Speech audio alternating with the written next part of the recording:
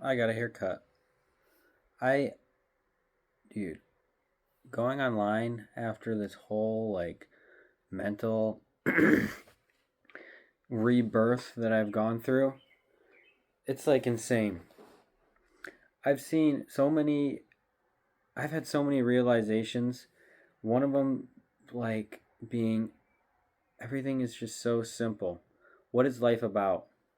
I've been dealing with that question for a long time about what the meaning of existence is after going through the church and the Bible and trying to be there for my friends with my friends that had depression, and seeing all this abuse and stuff like that to people that are close to me, in their past, and them trying to seek comfort in this thing.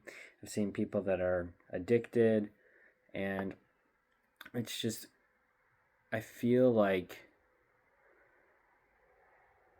I've been searching for this bedrock of meaning for a long time, probably the past 2 years, ever since high school ended and I lost that kind of circle.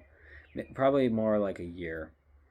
And I finally kind of came to this. I mean, this is Friday, so probably 2 days ago was like I got out of a partial inpatient program, hospitalization program, because I started it because I was almost every single day I would either be crying all of the time, or I would be just just I would just be in bed all of the time, and I couldn't move, and I couldn't think.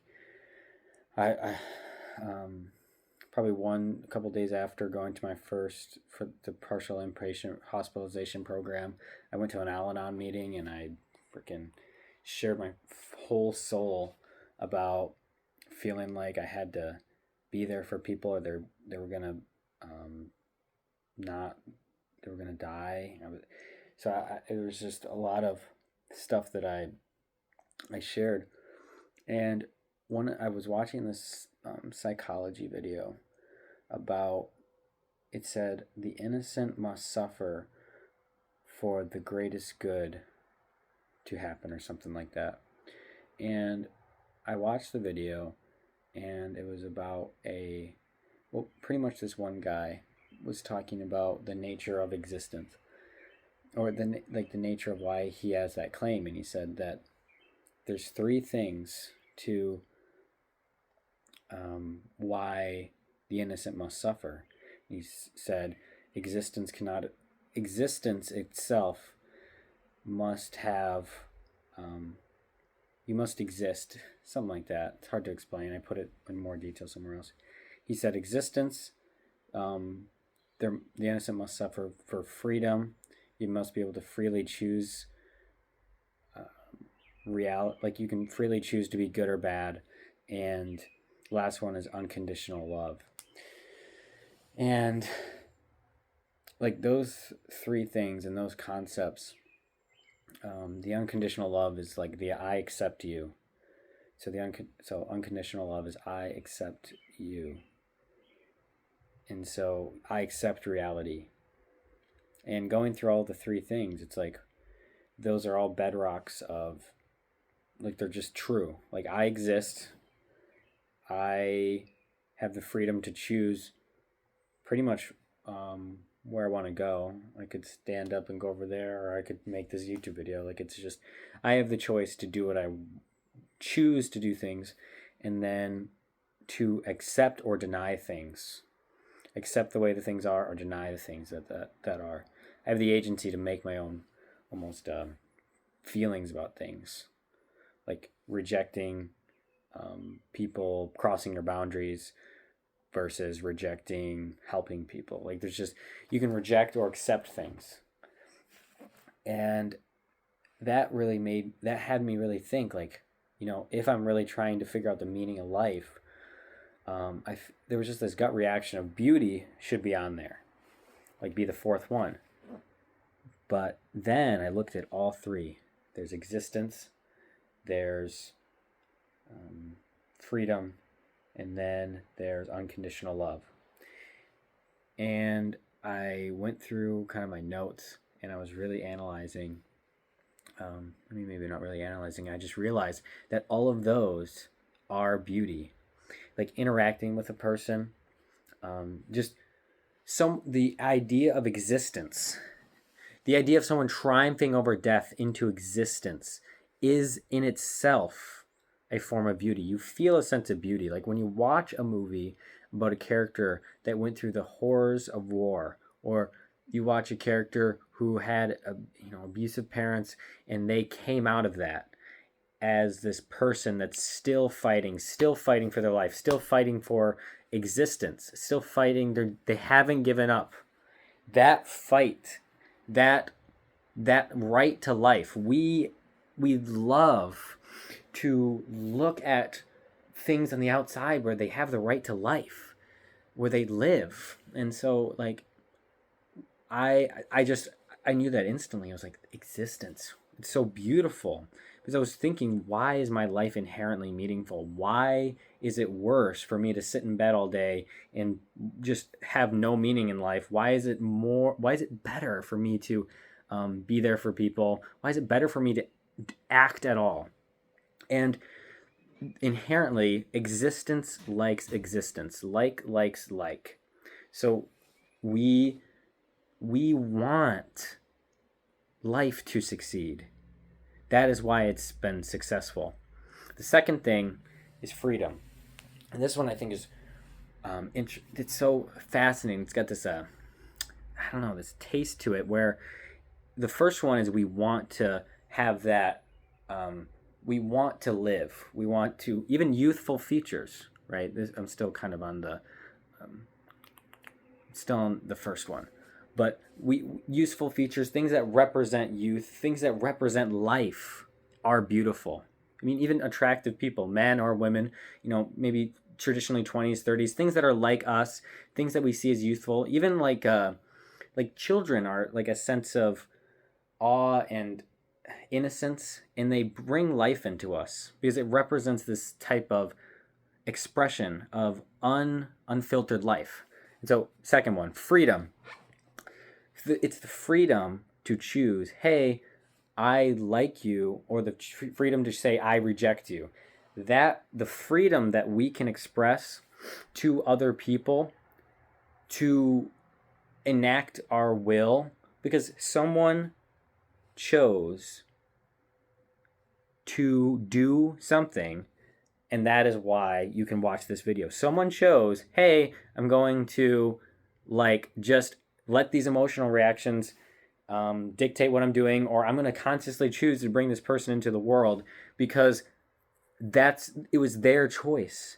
They brought the beauty that exists in you, or the beauty that is you, or the existence of you, because they chose to. They could have not chosen to. And even if your parents or whatever, that type of linear thing, didn't choose, someone chose at some point to do something that made it so that you could come into existence. And every single living thing, every single thing that exists represents that, a choice. The choice, the freedom to choose, the freedom to be somebody. Everybody has the choice to do good, to watch the YouTube video, to be a bad parent, or the chance to be or the choice to actively look for the ignorance that's in your own mind and try to figure out, hey, what I'm going through, am I doing what I need to do? And constantly trying to make the choice to be better, and then actually being better, and actually interacting with people and figuring out what to do. That choice is why we get inspired by that right to life, because they could, because with the what was the first one? Oh my gosh, I keep forgetting it. And I'm going to remember it. It's, existence. They chose to exist. People can opt out to existence. And knowing that and seeing those people that keep making it through, keep fighting for their life, keep making it through, not letting themselves get bitter, and getting to the other side, choosing to get better, choosing to ask for help, or choosing to get through it in a way where people can support them, or they can support themselves, and they can become independent. That's another thing, is these are kind of representations of the highest good that you can do. And so I from this I realized independence, fostering life. If you're gonna create something, bring something into existence, like if you're gonna create life, one of the roles to make it so that it's a prosperous life is to make it so that it can be independent. I was going through some stuff. I have amazing parents. They're absolutely amazing. They care about me a lot, and um, they've done a lot for me to build me into the way I was. There's been like trouble when I was a kid a little bit with alcoholism, like on one of my parents' end, but like ultimately they did their best, and everybody's doing so much better. But ultimately, what I was the point of that is that, oh my gosh, there was such a point. 1 second. So one of the virtues of this process is fostering life to be independent. And so if I'm looking at the world a lot of the times. I was choosing this freedom of, hey, I want to make it so that I can help people, right? And so then I would try to be like, really, maybe even compromising myself so that I could overly invest in them without even realizing if that's what they wanted. Trying to be like, oh, you have this problem. I'm going to be the person that can help you. A lot of people have helped me. I want to be the person that doesn't stand by and let people suffer. And so it got me into a lot of situations where I didn't even ask what they were needing from me. I didn't like I was really trying to be like, oh, this person had like some pain, like a really bad pain in their past, and I want to be there for them, but I don't like. And so I tried to be this character that could make that could almost know how to help them, right? And in that process, of trying to figure out, like trying to be like, hey, I'm going to learn about, there was like a lot of pressure. And at the time, I didn't realize that I was stifling their ability to be independent by kind of rejecting the idea, or rejecting them not accepting advice or something like that. You know what I mean? So, like, when they didn't understand, or when they, like that, like, I, me trying to help them gave off, like, this, I guess, a feeling of, I, it could have stifled their freedom, I guess. So I don't even, I'm looking at that. And so that's one of the things that I'm realizing, is that to increase the amount that life has, like the potency of it or whatever, fostering independence is really important. That's kind of a really core aspect of life, so that they can learn to be free. And then the last one is unconditional love. Unconditional love. And what that represents is this: I accept you no matter, no matter what. Like, you can have the things where, set some boundaries for yourself, but like, I accept the way that you are. And it's that was something that was really profound to me when I watched this video, because it was, I realized that a lot of the things that people wanted from me, because the right to life are kind of these three things. And so what people wanted from me was not when they told me, hey, this bad thing happened to me, and I don't know what to do, and I'm feeling like I don't know what I'm like, blah blah blah, like all these thoughts. When they share these things and share their experience and share their moments, they weren't really asking me to do anything. They weren't asking me to change my personality. They weren't asking me to feel anything different. They weren't asking me to invest in them a ton, or they weren't asking me really for anything. What they were really trying to do is conquer their own self, and like try to figure out this process on their own.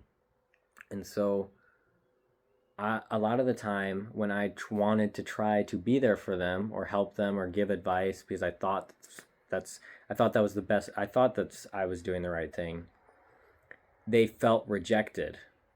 They felt like I rejected the way that they were because I was trying to tell them, this psychological concept or fearful avoidance or attachment styles. I was trying to tell them these things so that they could gain more knowledge.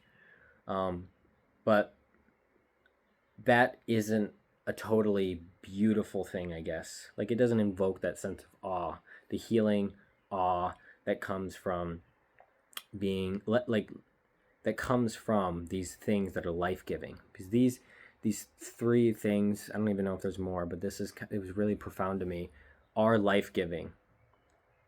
And so I've been really operating from this this perspective of, life actually does have meaning. It does have meaning because existence, life likes life. And if I'm alive, I can like life. And so other people are alive, and so I can like them. And it's the same thing with the freedom. Like, people they have choices in their lives that they make. And so I can almost find beauty in the choices that they make instead of judging their choices. And the last one, being the unconditional love, was probably the hardest one for me to really accept, because I wanted to try to change the world and make it so that it didn't have any pain. But the unconditional love is it's the one that you kind of have to suppress the I know what to do, and really just let other people experience it with you, because experience their own stuff with you so that they don't feel alone, because everything can be healed. And I think that life, the ultimate goal of life, the ultimate feeling that it represents, and I think that's why abuse and manipulation and even all of these things, suicide, all of those things, they seem like they're bad, are because they restrict someone else's ability to feel beauty. They're like the opposite. And so there's a sadness and a mourning when people aren't able to experience the beauty of life. And so for me, I think that viewing people's authentic experiences and viewing people's existence, viewing people's choices and their freedoms, viewing their acceptance, viewing the acceptance from other people, that's what life really, that's what for me, I feel like life is being able to say, these are my choices, this is what I want to do, and I accept the way that the world is, and I love the way that the world is, and I want to support it without trying to change it to make it better or try to make it different.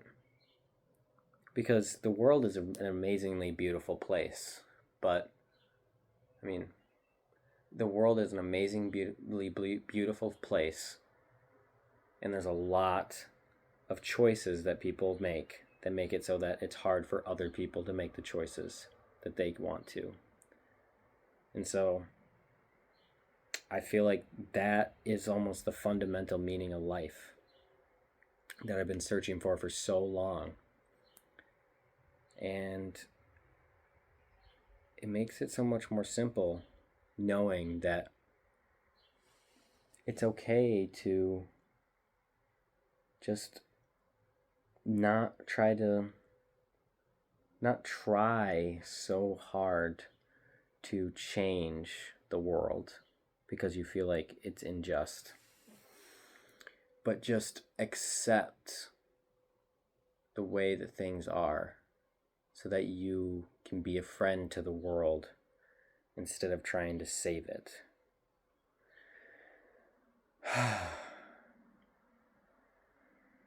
So many lessons. And through pain and through realizing,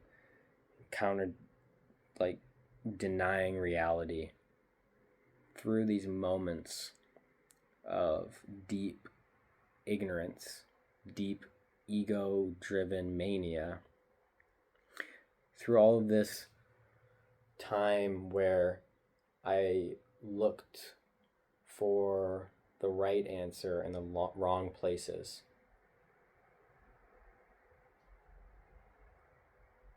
It's all okay. And I wasn't alone. So I'm really glad that I made this video, because I just watched this one girl talk about her stuff. She was going through a really hard time, and just years of bad, horrible stuff from her parents happening to her, and it inspired me to make a video about the peace that I've found in this radical acceptance. And I don't know, I feel like from the last time I made a YouTube video, I've just changed a lot. So I'm happy. I feel optimistic. And so I love you guys. I appreciate you watching a lot. Love you guys.